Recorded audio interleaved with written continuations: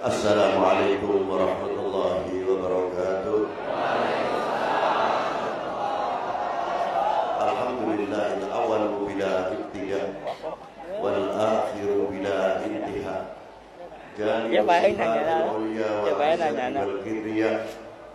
Wassalatu wassalamu ala imami ahli sawfa'i wal wafa qutbil anbiya wal awliya Sayyidina wa maulana Muhammadin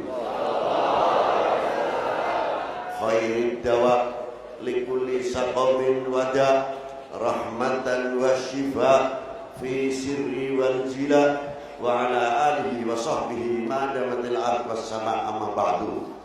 Yang saya hormati para sesepuh bini sepuh, para habaib yang wala'afu minkum tidak bisa saya sebutkan satu persatu, khususnya guru-guru kita silsilah yang murabbi sampai kepada Sayyidi Syekh Abdul Qadir Al-Jilani. Beliau itulah Sayyidi Syekh Afifuddin Atallahu umruhu fi sihatin wa afiyah. Dan saya doakan pula sesepuh bini sepuh yang ada di sini dan khususnya yang ada umumnya di Indonesia, semoga para beliau sebagai pemimpin ummah, pengayom ummah selalu diberi kesehatan wal afiyah di dunia wal akhirah, diberi panjang umur yang barokah. Yang saya hormati bapak-bapak dari instansi pemerintahan, sipil, TNI, Polri yang selalu saya banggakan, ma'asyiral muslimin rahimakumullah. Hari ini kita bertatap muka untuk saling melihat. Min nur ila nur. Semoga min nur ila nur akan menjadi tertanam di lubuk hati kita, yang akan selalu memancarkan ma'rifah, selalu ingat kepada Allah Subhanahu wa taala dan ingat kepada baginda Nabi sallallahu taala alaihi wasallam. Seseorang yang telah mendapat dipercaya oleh Allah dengan sabdanya Allah Subhanahu wa taala, "Qul in kuntum tuhibbunallaha fattabi'uni yuhibbukumullah." Katakanlah kekasihku kepada umatmu, bila kalian mencintai aku, yakni Allah Subhanahu wa taala, fattabi'uni. Rasulullah diperintah oleh Allah untuk mengatakan fattabi'uni, ikutilah jejakku, ikutilah aku, engkau akan dikasihi oleh Allah, akan dicintai oleh Allah Subhanahu wa taala. Ayat ini luar biasa, diambil dari kalimat fattabi'uni, luar biasa. Karena apa? Orang yang dipercaya oleh Allah taala atas kecintaannya dari segala makhluknya, Allah taala paling mencintai kepada Allah dan paling dicintai oleh Allah Subhanahu wa taala. Apa sabdanya Allah taala kepada orang yang mengatakan diperintah oleh Allah fattabi'uni, Yasin wal Qur'anil Hakim innaka laminal mursalin ala siratim mustaqim. Siapa oleh Allah taala yang diperintahkan untuk mengucapkan fattabi'uni fa innaka la'ala khuluqin adzim, dan siapa yang diperintah oleh Allah untuk mengucapkan fattabi'uni, Ar-Rahman 'allamal Qur'an khalaqal insana 'allamahul bayan, dan siapa yang diperintah oleh Allah taala untuk mengucapkan fattabi'uni, laqad ja'akum rasulun min anfusikum azizun 'alaihi ma 'anittum harisun 'alaikum bil mu'minina raufur rahim. Dan siapa beliau? Beliau adalah manusia, hamba Allah terpilih yang akan menjadi imam kelak di yaumil akhir. Man atallah biqalbin salim. Tetapi tidak mudah untuk mendapatkan man atallah biqalbin salim bila tidak melalui ala bidzikrillah tatma'innul qulub. Ma'asyiral muslimin rahimakumullah. Maka disinilah pentingnya ma huwa thariqah. Apa sebenarnya thariqah? Apakah kita sebagai penganut thariqah hanya mengambil zikir saja, la ilaha illallah, la ilaha illallah, la ilaha illallah, aina qulubukum wa aina uyunukum wa aina fikrakum? Apakah hanya kita mengucapkan la ilaha illallah tidak menghasilkan naksun terukir di setiap lubuk hati kita? Apakah kita yang pandai mengucapkan la ilaha illallah walakin fi haluna wa aqwaluna fi ghaflat? Kita dalam mengucapkan la ilaha illallah tapi di dalam kealpaan, di dalam kelupaan kepada Allah Subhanahu wa taala. Karena apa? Tidak ada yang merobi. Sebab tidak ada yang murabi, kita tidak pernah merasa dilihat oleh Allah, tidak merasa didengar oleh Allah Subhanahu wa taala. Maka ditanya, hukumnya masuk tarekah itu wajib atau sunnah? Kalau untuk tarekah, untuk mengambil wirid belakang, mengisi kekosongan sunnah. Lalu yang wajib bagaimana Habib? Yang wajib untuk tasfiyatul qulub wa tazkiyatun nufus, itu yang wajib. Kalau untuk membersihkan hati dari segala kelupaan, tunggurnya segala maksiat karena ghaflah bi rabbihim, karena lupa kepada Allah Subhanahu wa taala. Siapa saja kalau sudah lupa kepada Allah Subhanahu wa taala, jangan tanya, semua bisa saja berlaku. Yang halal jadi haram bisa, yang haram jadi halal bisa, karena dirinya lupa kepada Allah Subhanahu wa taala. Itulah. Maka tarekah mempunyai tugas untuk membersihkan hati. Pertanyaannya simpel secara logika. Apa di antaranya? Kita cuci muka berapa hari sekian hari? Berapa? 5 kali. 5 kali luar biasa. Karena apa? Setiap usapan muka 3 kali 5 berapa? 15 kali 30 hari. Berarti 450 kali per bulan kita mencuci muka. Hasilnya bersih saja, kasihan. Tidak menunjukkan ketawaduan, rendah diri di hadapan Allah Subhanahu wa taala, merasa tawadhu di hadapan sesama kita, muncul sok akunya, itu karena wudunya hanya sampai mencuci muka saja, belum mencuci batinnya.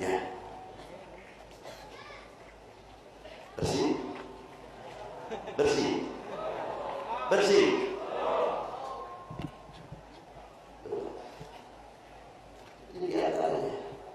Kalau muka ini sudah bersih, mencapai wudu ke batiniahnya, tawadhu, tidak menunjukkan siapa saya. Ingat, kalau ada langit pasti ada langit lagi. Ada langit lagi. Ketika kita mengucapkan Subhana rabbiyal a'la wa bihamdih, habis hilang semuanya. Tidak ada siapa saya. Hilang, yang ada apa? Subhana rabbiyal a'la. Bisakah kita hasil min athari sujud untuk kehidupan sehari-hari? Sehingga min athari sujud fil yaumil qiyamah yatala'la'u wajhuhum kal qamar lailatul badri. Itu yang dimaksud al-makna simahum fi wujuhihim min athari sujud. Itu yang dimaksud yaumul qiyamah, nanti mukanya berseri-seri bagaikan bulan purnama, dibangkitkan dari kubur. Simahum fi wujuhihim min athari sujud. Ini berkah tawadhu kita, berkah muka kita diwudui bersih, mata kita bagian yang diwudui. Tidak mungkin mata kita akan membuka aibnya orang, suka menengok, meninjau, melihat aibnya orang dijual. Tengok sana fudul, apa kesalahannya? Mungkin bisa dijual. Mata yang baik karena min barakatil wudu, melihat min mukmin akhul mukmin, semua dengan kacamata baik. Yang ada apa? Ruhama bainahum, saling menasihati, bukan untuk saling membuka aibnya sesama kita. Kalau saudara mukmin sudah saling membuka aibnya di antara kita, jangan salahkan orang lain kalau ikut campur tangan untuk membuka aibnya kita. Sama di dalam masalah bangsa. Kalau kita sudah membuka aibnya sesama bangsa, entah itu di dalam TV atau di dalam lainnya, jangan salahkan kalau bangsa lain. Senang melihat aib kita, karena yang membuka pintu siapa? Adalah kita sendiri. Betul?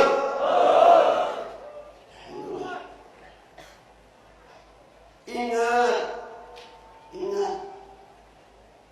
Dengan hal ini, ma'asyiral muslimin rahimakumullah,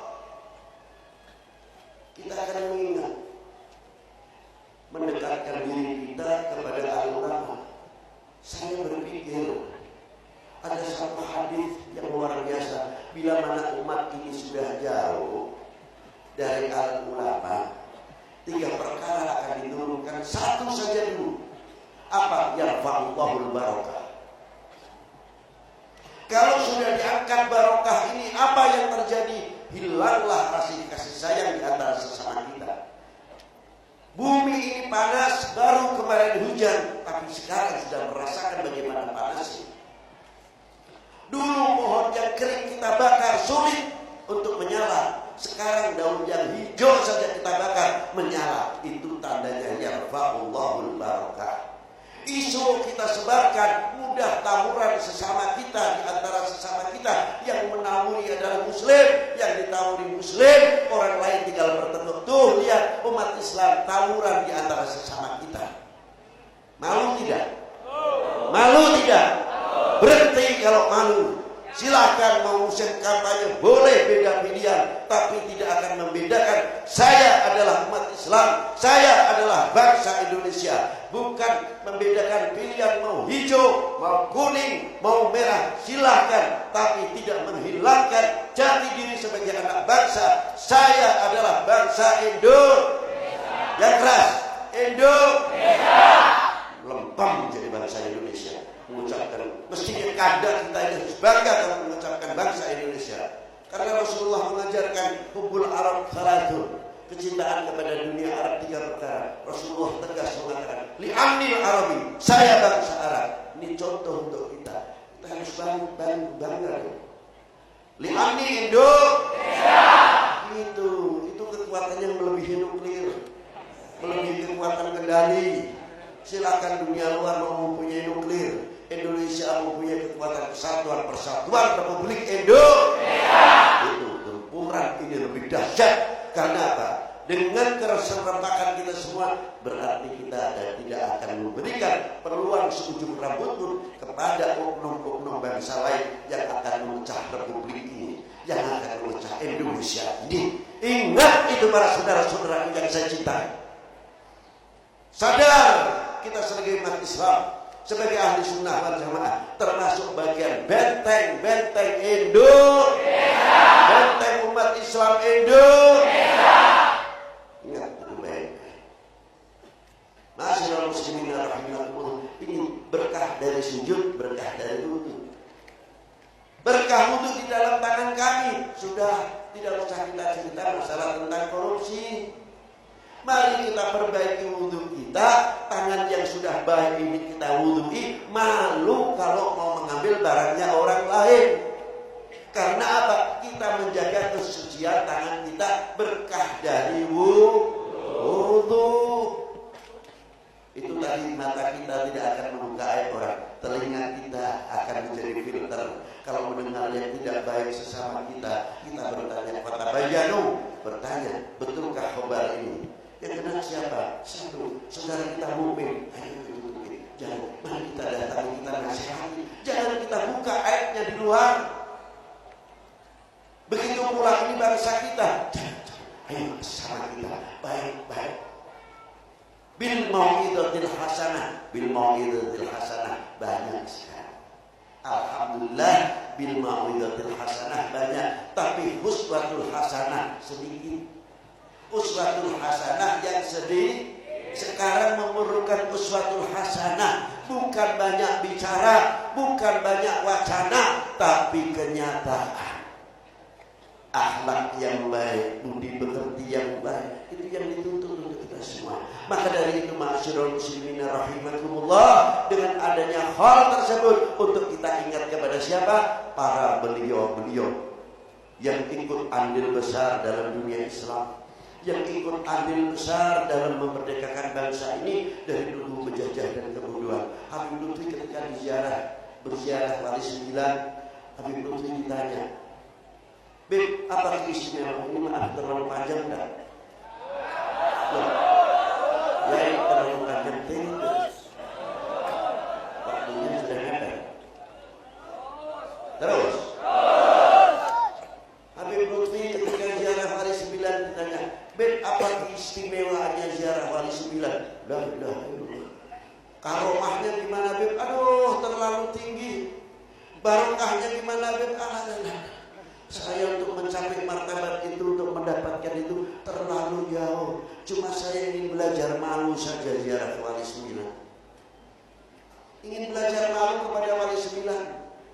Di dalam kuburnya Sunan Ampel Al-Imam Ahmad Rahmatillah bin Ibrahim Asmaraqandi bin Jamaluddin Husain bin Abdullah Udmat Khan bin Ahmad Syah Jalal bin Abdullah Udmat Khan bin Amir Abdul Malik bin Alwi Amman Faqih bin Muhammad Sahib Marbat bin Alwi bin Ali Khalid Qasam bin Alwi bin Muhammad bin Alwi bin Ubaidillah bin Ahmad Al-Muhajir bin Isa An-Naqib bin Muhammad Al-Naqib bin Ali Al-Muraidi bin Ja'far Sadiq bin Muhammad Al-Baqir bin Ali Zain Al-Abidin bin Husain Sinti bin Ali bin Abi Talib wa bin Fatimah Zahra Al-Batul binti Rasulillah sallallahu alaihi wasallam Rasul.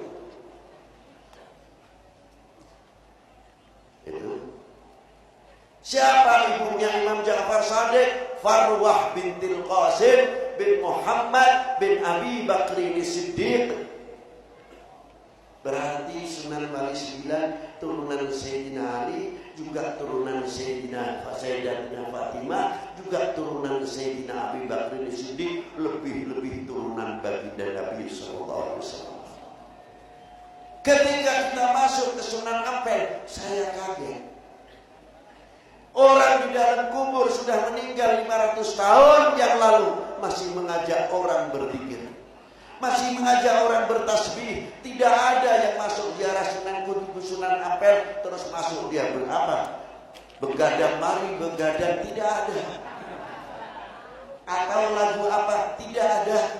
Yang datang ke Sunan Ampel mengucapkan apa? Salamullah ya sadah binar rahman ya syadum ibadallah jinnakum qasadnakum talabnakum. Begitu ziarah baca Yasin, baca Fatihah, baca Ayatul Kursi, suratul Ikhlas, berkelompok berzikir la ilaha illallah, la ilaha illallah. Di sana subhanallah wa bihamdihi subhanallahil azim. Di sana membaca selawat, di sini membaca beberapa tasbih dan beberapa selawat Nabi dan istighfar. Saya kagum kepada Sunan Ampel, 500 tahun yang lalu masih bisa berdakwah, mengajak berzikir kepada Allah. Kami ingin mengumpulkan anak-anak kita habis maghrib bertahlil, berzikir, membaca Quran,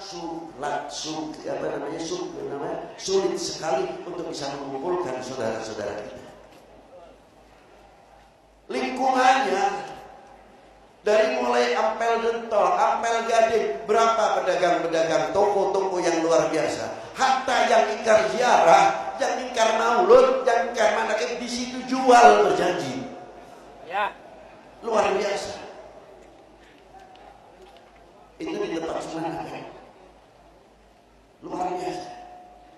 Sunan Ampel sampai sekarang mampu membuat pasar kecil, pasar kerakyatan. Belum ziarah ke Wali Sembilan Maulana Hasanuddin bin Syarif Hidayatullah.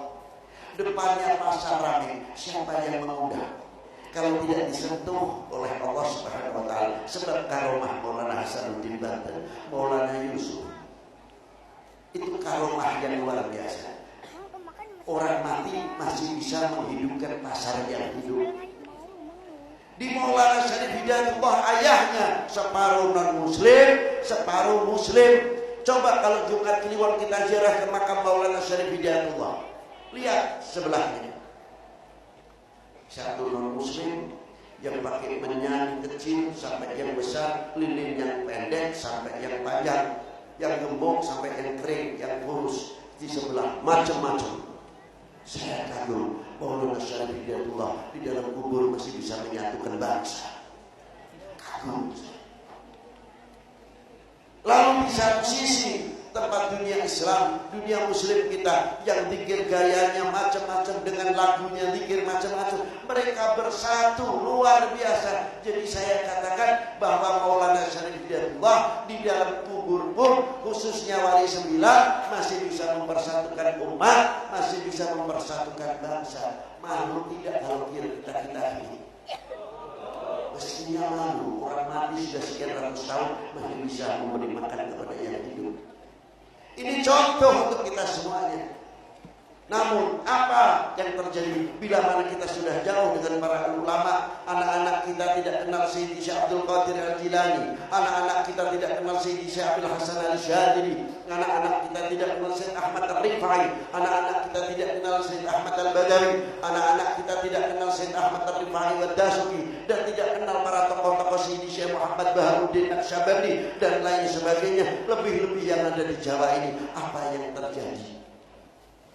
Sehingga anak-anak kita lupa, tidak mengetahui bahwa ulama-ulama yang ada di Indonesia khususnya dan tokoh-tokoh pejuang ikut andil besar dalam memerdekakan bangsa ini dari belenggu penjajah dan kebodohan, dan ikut andil besar di dalam nasrul Islam, nasrul dakwah, sehingga kita bisa kumpul karena sebab jasa-jasa beliau yang diangkat menjadi warathatil anbiya. Maka dengan ini kita kumpul untuk menghidupkan kembali La ilaha illallah Sayyidina Muhammad Rasulullah. Tanamkan kepada kita semuanya supaya hati kita terukir, mengganti sifat-sifat takabur, sum'ah, dengki, hasad. Itu letaknya bukan di mulut.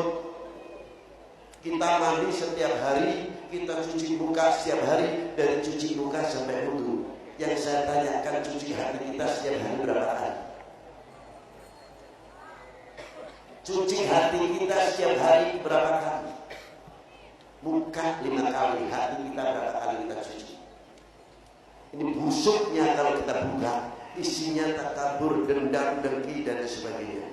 Alat pencucinya kalau zahir ada air, kalau tidak ada air tayamum. Tapi pencuci hati adalah hati kita dengan cucian La ilaha illallah Muhammadur Rasulullah. Mata kita kenalkan kepada La ilaha illallah, telinga kita kenalkan kepada La ilaha illallah yang menciptakannya, mulut kita kenalkan, hati kita, tangan kita, kaki kita, sehingga keluar dari dunia ini membawa La ilaha illallah Sayyidina Muhammadur Rasulullah. Apabila sudah menyinari dan memenuhi bumi ini dengan orang-orang ahli la ilaha illallah, insyaallah maksiat akan lari sendiri. Takut kepada min ahli la ilaha illallah Sayyidina Muhammad Rasulullah sallallahu alaihi wasallam. Maka dari itu terakhir, untuk kita mempertahankan supaya barokah ini bertahan, barokah ini kita pertahankan, mari kita jangan jauh dengan para ulama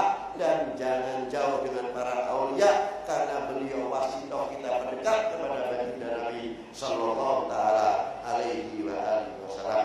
Demikian kurang lebihnya yang bisa saya sampaikan. Semoga Allah taala memberikan manfaat kepada kita. Karena apa, para bapak, para ibu, saya itu paling takut kalau berdiri di atas mimbar terang-terangan saja. Sebab bangun dari kubur yang ditanyakan bukan kalian, yang ditanya Habib Lutfi dulu. Kamu bisa mengamalkan yang apa kamu omongkan tidak? Ini beratnya. Amplopnya sih boleh kandel, amplopnya sih boleh tipis. Datang dikawal pakai mobil yang baik, tapi bangkit dari kubur tidak kenal pengawal, tidak kenal amplop. Ini yang berat tanggung jawabnya. Semoga kita semuanya tidak menjadi orang yang pintar ngomong, tapi menjadi orang yang pintar mengamalkan, orang yang bisa mengamalkan, sehingga masuk jajaran orang yang dicintai Allah, yang mencintai Allah. Baginda Nabi sallallahu alaihi wasallam dikumpulkan bersama baginda Nabi sallallahu alaihi wasallam. Demikianlah, semoga Allah taala bermanfaat. Allahumma shalli ala sayyidina Muhammad wa ala ali sayyidina Muhammad sholatan tunjina biha min jami'il ahwal wal afat wa taqdilana biha jami'il hajat wa tutahhiruna biha min jami'is sayyi'at wa tarfa'una biha 'ala darajat wa tuballighuna biha aqsal ghayat min jami'il khairat fil hayati wa ba'dal mamat. Wa sallallahu ala sayyidina Muhammadin wa alihi wa sahbihi wa baraka wa sallam. Walhamdulillahi rabbil alamin. Wal 'afwu minkum. Assalamualaikum warahmatullahi wabarakatuh.